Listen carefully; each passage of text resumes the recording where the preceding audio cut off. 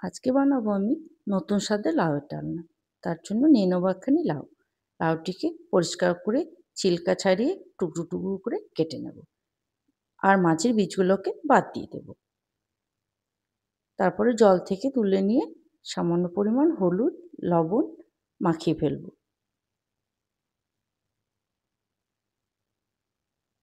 তারপরে এদিকে মশলার জন্য নিয়ে নেব কাজু বাদাম, পোস্ত, চারমগজ,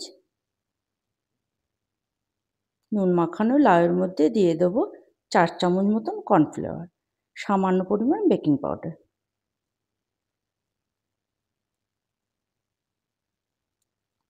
আদা লঙ্কার পেস্ট, 1 চামচ জিরে গুঁড়ো। পুরোটাকে মাখিয়ে ফেলবো। তারপরে কড়াইয়ে দেবো সর্ষের তেল। সর্ষের তেলটি গরম হয়ে আসলে পুরো লাউগুলো দিয়ে দেব।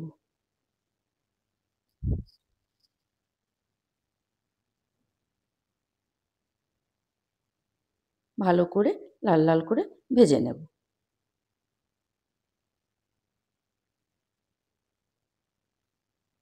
পুরো ভাজা হয়ে গেলে পুরোটাই তুলে নেব। তারপরে তেলে দিয়ে দেবো গোটা গরম মশলা, তেজপাতা আর লঙ্কা। তারপরে দিয়ে দেবো কাঁচা লঙ্কা আর আদার পেস্ট। কিছুক্ষণ নাড়াচাড়া করে তারপরে দিয়ে দেবো চারমগজ, পোস্ত, কাজুর পেস্ট। তারপর এটিকে ভালো করে নাড়াচাড়া করে নেব। তারপরে দেব সামান্য পরিমাণ জিরে আর ধনের পাউডার মিক্সড করে।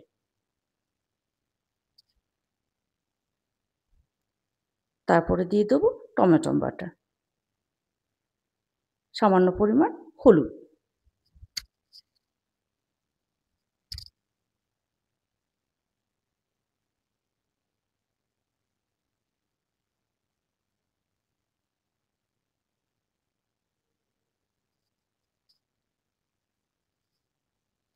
সামান্য পরিমাণ লঙ্কা পাউডার।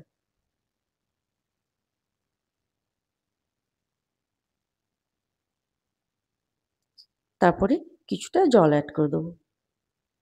তারপরে নাড়াতে থাকবো। পুরো মশলাটা হয়ে গেলে লাউগুলোকে দিয়ে দেব। দিয়ে দেবো সামান্য পরিমাণ লবণ।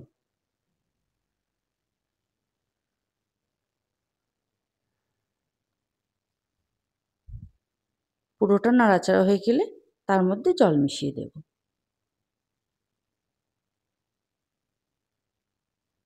তারপরে কিছুক্ষণের জন্য হতে দেব।